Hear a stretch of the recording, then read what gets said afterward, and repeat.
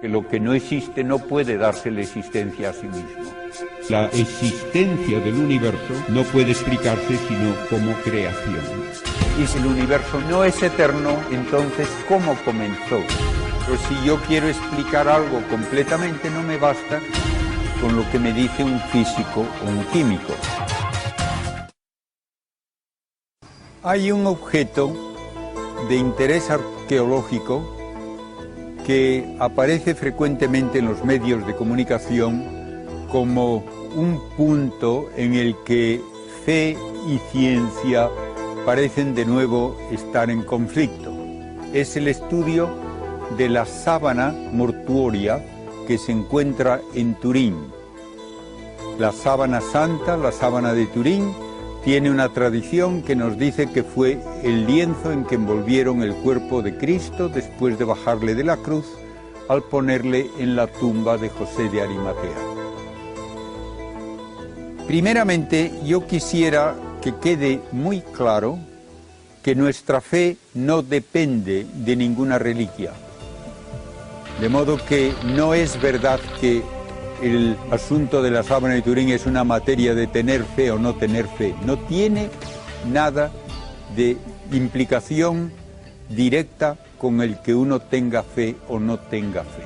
Es un objeto y la fe es siempre en una afirmación de un dogma.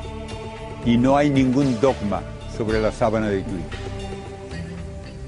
Es un objeto de interés arqueológico, un objeto antiguo que se debe estudiar con la misma metodología con que se estudian todos los objetos antiguos de una tumba de Egipto o de los incas o de donde sea.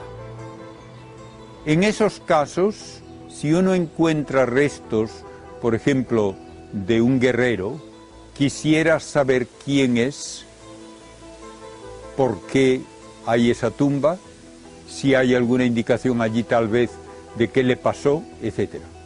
Y voy a dar un ejemplo. Hace unos 35 años se anunció que se había encontrado la tumba de Filipo de Macedonia, el padre de Alejandro Magno. Ah, ¿por qué? ¿Tenía un carnet de identidad? No. Pero era una tumba de la época de Filipo, de alguien importante con muchas joyas alrededor, y tenía una herida en el hueso debajo del ojo derecho. Y los historiadores saben que Filipo murió de un flechazo al ojo derecho cuando estaba asediando una ciudad. Entonces ponen una de las conclusiones con otra y dicen, es un hombre importante, es de la época de Filipo de Macedonia, está en Macedonia y murió como murió Filipo de Macedonia. Pues es Filipo de Macedonia. Y a nadie se le ocurrió discutirlo. ¿Por qué? Porque a nadie le importa nada Filipo de Macedonia para su vida. Y entonces se da por buena esa afirmación y nadie la discute.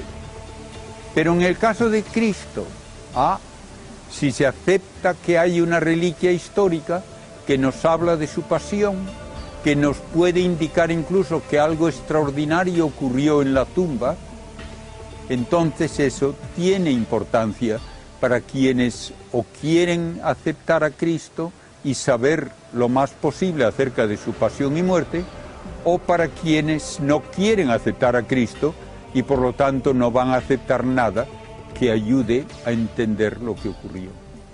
Y esto es lo que tenemos entre manos al estudiar la sábana de Turín. Ha habido científicos que han dicho explícitamente a otros científicos que por muchas pruebas que haya, nunca van a aceptar que la sábana de Turín es auténtica.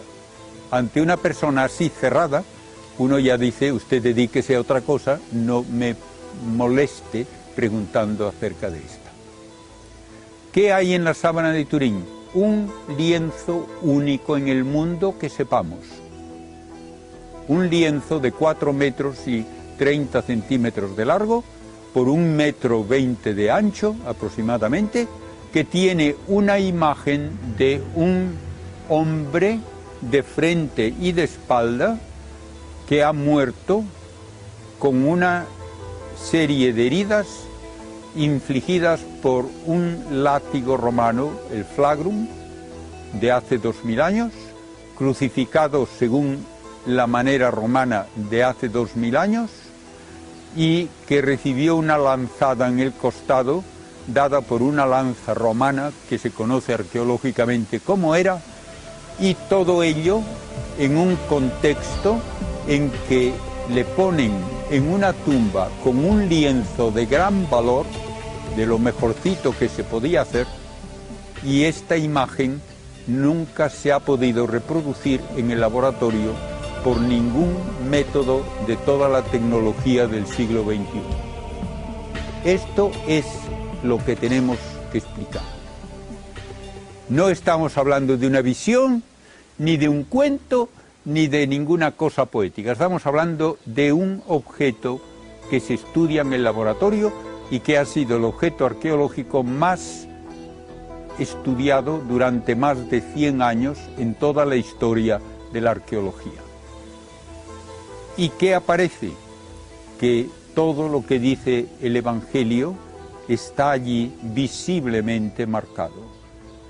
Los azotes dados con un látigo romano terrible que terminaba correas de cuero con unas barras metálicas con bolas en los extremos para desgarrar la carne, y ese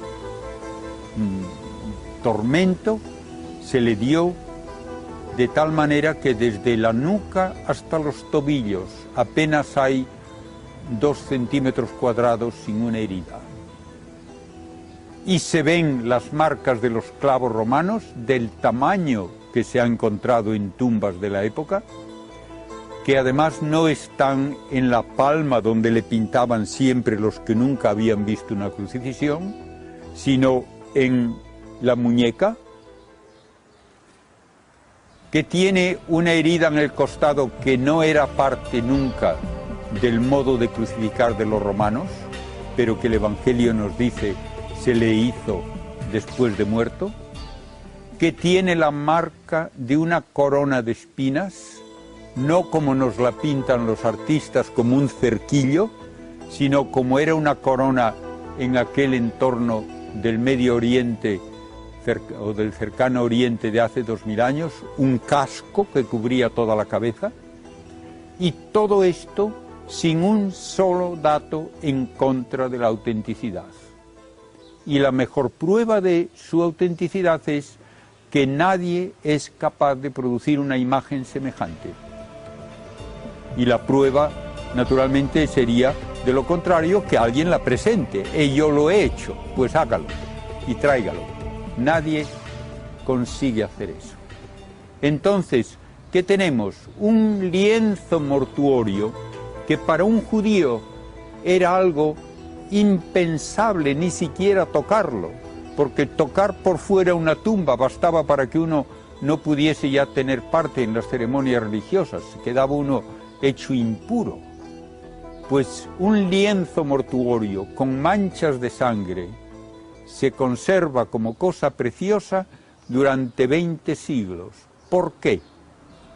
La respuesta única que es lógica es porque ya no se trataba de un muerto. Le habían visto vivo y por eso ya no había impureza en tener este lienzo. Era al contrario una muestra de lo mucho que Cristo había sufrido por nosotros y marcaba el comienzo de la fe en la resurrección cuando Juan y Pedro fueron al sepulcro y vieron ese lienzo que envolvía el cuerpo de Cristo desinflado en el suelo, en el mismo sitio donde lo habían dejado, pero el cuerpo no estaba debajo. Y otro lienzo que está en Oviedo, en la catedral, se menciona allí también. El otro lienzo que había estado sobre su cabeza estaba todavía enrollado, como cuando le tenía alrededor de la cabeza, aparte en su propio lugar. Nadie había tocado nada, allí no había habido ladrones, el cuerpo simplemente había desaparecido. De modo que tenemos un testimonio físicamente visible de lo mucho que sufrió el Señor y una indicación de que esa muerte fue seguida por una resurrección que cambió totalmente el panorama de la pasión de Cristo para sus discípulos. Es la reliquia más preciosa de la cristiandad.